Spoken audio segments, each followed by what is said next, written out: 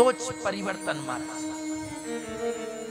हम लोगों की सोच इतनी दूषित हो चुकी है कि जब अपनी बेटी के लिए लड़का ढूंढते हैं तो ऐसा लड़का ढूंढते हैं कि बेटी की हर बात माने, वो कहे सिट डाउन,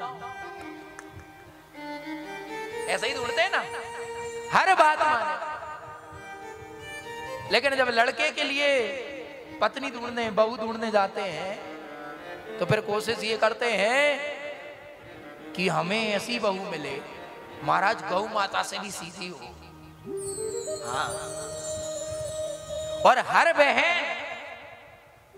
बहन शिकायत करती है आके कि गुरुजी हमारा भैया माता पिता पर ध्यान नहीं देता, और वही बहन अपने पति को सिखाती है आकर के कि तेरे माता पिता के लिए तू इतना करता है, वो क्या करती है। अरे पहले जीवन के जो सार है उसको तो समझो। मुश्किल से 30 साल में आजकल शादी हो रही है वर्तमान युग में, 30 के पहले कोई विवाह नहीं। 30 के जब तक आप होते हो माता पिता 60-70 के हो चुके होते हैं। आपको 15-20 साल तक ही जीवन में उनके साथ रहने का सौभाग्य मिलेगा, और जो करीकाल आ रहा है उसमें तो और स्थिति उम्र कम जाएगी। लेकिन उन 15-20 साल जीते जीते जीते इतने उकता जाते हैं माँ बाप से भगवान कि जहां जाते हैं बस उनकी चुगली होती है। हमारी सास ऐसी, हमारी मम्मी ऐसी, ये पति तो माँ के गुलाम है, ये तो ऐसा है वैसा है, तमाम बातें। तो मैं कहना चाहूंगा, एक बात बताऊं, इस संसार में एक ही चीज आपको सुख दे सकता है, वो क्या पता है? आपकी स्वयं की मति। दूसरा आपको कोई सुख नहीं दे सकता। आपको स्वयं की जो परिवर्तन है वो स्वयं से ही करना होगा, कोई संसार में नहीं बदलेगा, हमें पहले बदलना। आप कहोगे अरे हमारा गुरुजी परिवार ऐसा वैसा, जो लोग मुझे सुन रहे हैं उनके अपने तर्क होंगे और होते भी हैं, यही तो गोविंद की परीक्षा है, यही तो माया है। लेकिन जिस भी रिश्ते में हो माता पिता का सम्मान करो, क्योंकि संसार में भगवान प्राप्ति के मार्ग कम ही मिलते हैं, बड़ा दुर्लभ है। नवरात्रि आए तो भले ही सत्संडी एक बार कराओ या ना कराओ काम चल जाएगा, देवी जी रखो नहीं रखो काम चल जाएगा, लेकिन अपनी माँ की सेवा करो और अपनी माँ की पर्याप्त सेवा कर ली हो तो संसार में बहुत माएँ हैं जिनके बच्चे उनकी सेवा नहीं कर रहे हैं, उनकी भी सेवा करने लगो। सब माँ है, परिवर्तन लाओ माँ बाप। आपकी माँ में ज्यादा दोष दिखता है आपको, इंदौर में कई वृद्धाश्रम है जिनका कोई नहीं है, आप वहां सेवा करो जाकर। लेकिन अपने जीवन में परिवर्तन लाना प्रारंभ कर दो बंधुओं, नहीं तो इस संसार में समय मिलने वाला है ही नहीं। जब आएगा बुलावा हरि का सब कुछ छोड़ के जाना पड़ेगा। एक ही चीज जाएगी साथ, वो है आपके सत्कर्म। अब सत्कर्म ये नहीं कि आप पूरी संपत्ति किसी को दान कर दो, नहीं माँ बाप, बिल्कुल नहीं। अरे एक ही भाव रखो कि सत्य का अनुसरण करो, सत्य को जीवन में अपनाओ। किसी की सेवा करने के बाद उसको गिनाओ मत कि मैंने तेरे लिए ये किया।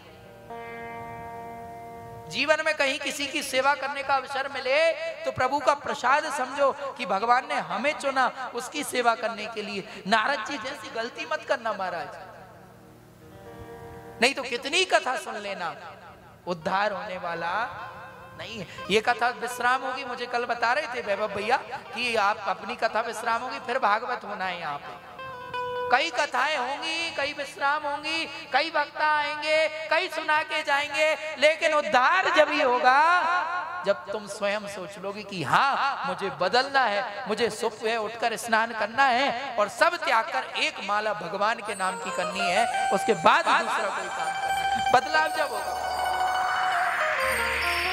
मुझे बड़ा कष्ट होता है कभी कभी, मूर्ति पूजन का विधान हमने बनाया, भगवान रखना हमने चालू करा, गृहस्थियों ने हम लेके आए। आपसे किसी ने कहा, कोई धर्मगुरु आया कि आप मूर्ति रखो, किसी ने कभी कहा नहीं कहा। और वही भगवान की पूजा पे से हम रोज लड़ते हैं कि पति से कहते घर के काम भी मैं करूं और पूजा भगवान भी मेरे लिए बैठे। होता है ना, कहीं मन नहीं लगता तो विसर्जन कराओ जल में, कोई दोष नहीं है महाराज, किसी प्रकार का दोष नहीं। लेकिन भगवान को लड़ने का पात्र मत बनाओ।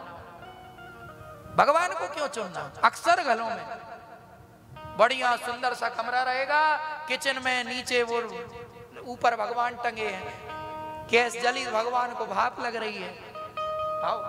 अक्सर घरों में किचन में भगवान, और पुरुष खड़े होके भोजन बन रहा है, वो तो ठीक है, चप्पल जूते और पहनने लगी आजकल की। आओ तो ये आप सोचो तो आपके धर्म की आप कितनी रक्षा कर रहे हो।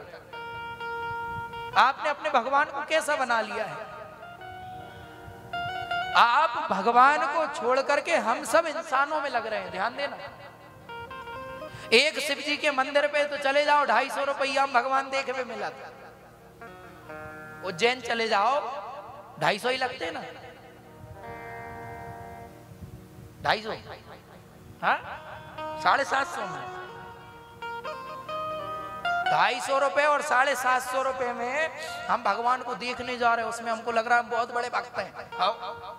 और अपने घर के रखे शिव जी को कभी स्नान नहीं कराया होगा। गलत कह रहे हो, कह सकते हो, सही कह रहे हैं ना, सुधर जाओ।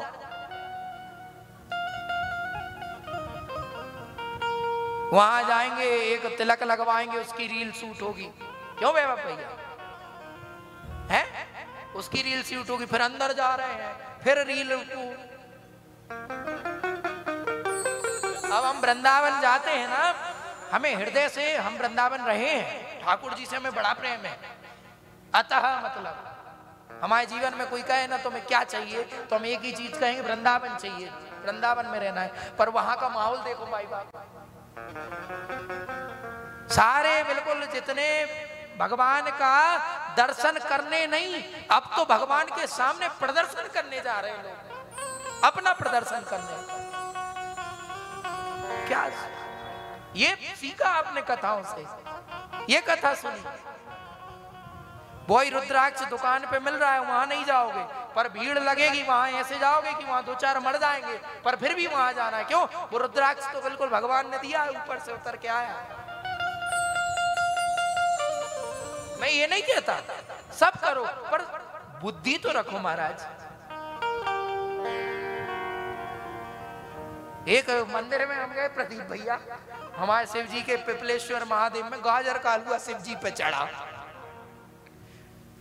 अब हमने पूछा, हमने कहा भैया ये चढ़ा है, तो चीटी भरबूटे सभी लग रहे हैं उसमें ऊपर। तो हमने कहा भैया ये क्या? तो बोले आज का विशेष टोटका है।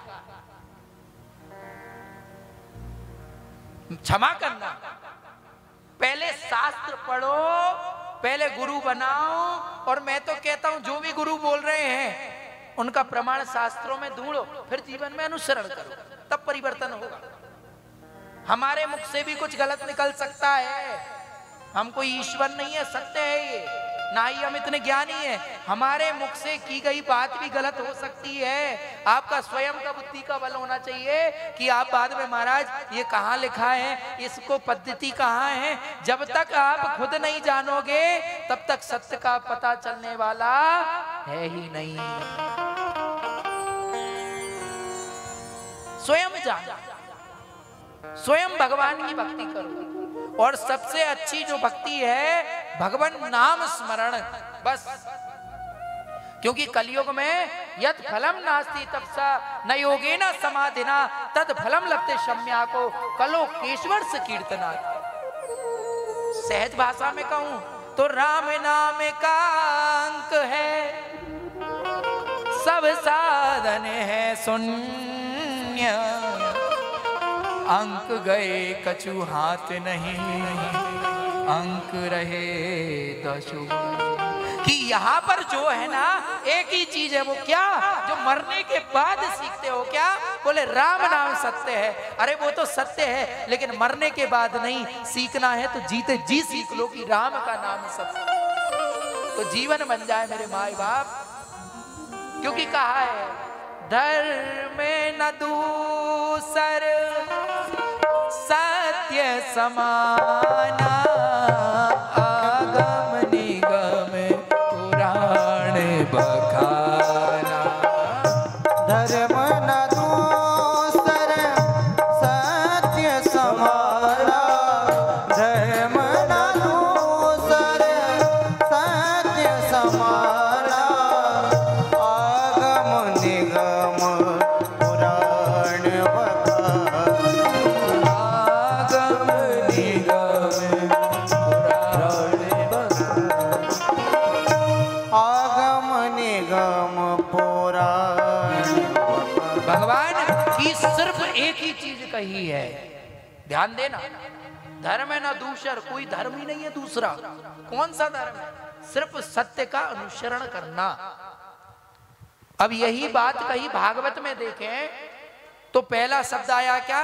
सच्चिदानंद रूपाय विश्वोत्पत्त्यादि हेतवे तापत्रय विनाशाय श्री कृष्णाय वयं नुमः। धर्म न दूसर सत्य समाना। और भागवत का शुभारंभ कैसे हो रहा है? बोले सत्य स्वरूप जो है। क्या है? सत्य स्वरूप। अब एक बात बताओ, कौन कौन है जो जीवन में असत्य को त्याग नहीं पाता? कौन है? सभी जो माया में लगे हैं, माया से ग्रसित हैं, वो सत्य को नहीं जान पाते। प्रत्येक व्यक्ति पता है कि एक दिन सबको मरना है, सबको पता है। प्रत्येक व्यक्ति को पता है कि धर्म का अनुसरण करना चाहिए, लेकिन कर नहीं पा रहा है। मंदिर जाना चाहिए पर जा नहीं पा रहा है। लोगों की मदद करना चाहिए पर कर नहीं पा रहा है। झूठ को त्यागना चाहिए पर नहीं छोड़ पा रहा है। आलस्य को त्यागना चाहिए पर हो नहीं रहा है। पता सब है लेकिन मान नहीं पा रहे। ये मानेंगे कब? जब भगवान गोविंद की कृपा हो जाएगी। हम अपने विचारों से निर्वृत्त होते हैं महाराज। जैसा हम विचार करने लगते हैं वैसे हम बन जाते हैं। एक छोटा सा उदाहरण दूंगा। एक शेरनी अपने बच्चे को जन्म दे रही थी। प्रेम से कहना होगा, और प्रेम से, और प्रेम से। शेरनी अपने बच्चे को जन्म दे रही थी। जन्म देते समय शेरनी की मृत्यु हो जाती है, मर जाती है वो कष्ट की मार में। वहां कुछ भेड़िए देख रहे थे, उनको बड़ी दया आई। भेड़ियों की एक प्रमुख वो थी, उसको दया आई। बोले इस बच्चे को मैं पालूंगी, कोई नहीं है इसका। उसने पाला। अब उसमें जितने भी शेर के गुण थे वो अपने आप समाप्त हो गए। ध्यान देना, वो भेड़ियों के ही साथ रहने लगा। जब भी शेर की आवाज सुनता तो भेड़िया भागते तो वो भी भागने लगता। एक दिन एक बड़ा सिंह आया, गर्जना की, सब भेड़िए भागने लगे तो शेर भी भागने लगा। तो इसको बड़ा आश्चर्य हुआ। शेर को बोले महाराज इसको रोको। रोका, तू क्यों भागता है? अरे महाराज क्षमा करना, क्षमा करना। अरे बोले तू शेर है। उसको बात समझ में नहीं आई। शेर अपने साथ ले गया, नदी के तट पे ले गया। बोले देख, तुझ में और मुझ में कोई भेद नहीं। ध्यान देना, जो तुझ में है वही मुझ में है। हम दोनों में कोई भेद नहीं है। जब शेर ने गर्जना की, दहाड़ लगाई, तो वो भी देख के प्रयास किया। एक बार में नहीं लगा पाया, 2 बार में नहीं लगा पाया, लेकिन जब 10 बार 100 बार अभ्यास किया तो उसने भी वैसी ही दहाड़ लगाई जैसे जंगल के राजा लगाया था। उसको बोध हुआ अरे मैं शेर हूं। अब ध्यान से सुनना, आप और मुझ में कोई भेद नहीं है महाराज। अब तो मेरी उम्र भी बढ़ गई है। भगवान की कथा 11 साल का था तब पहली की थी। अब तो थोड़ी बहुत बुद्धि भी है, जब तो पता ही नहीं चलता था। हाँ हाँ, जो मैं कर सकता हूं उससे भी ज्यादा अच्छा आप कर सकते हो। क्यों? क्योंकि आप सब मुझसे यहां पर बड़े बैठे हो।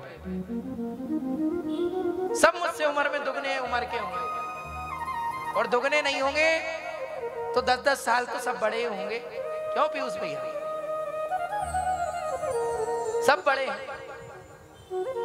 तो हमें तो फायदा है, हम छोटे हैं, अबोध हैं। तो मैं जो कर सकता हूं वो आप भी कर सकते हो। बस मैं इतना ही चाहता हूं, मेरे माई बाप जो धर्म बताया जा रहा है ना, उस धर्म को कहीं ना कहीं ग्रंथों में ढूंढने की चेष्टा करो।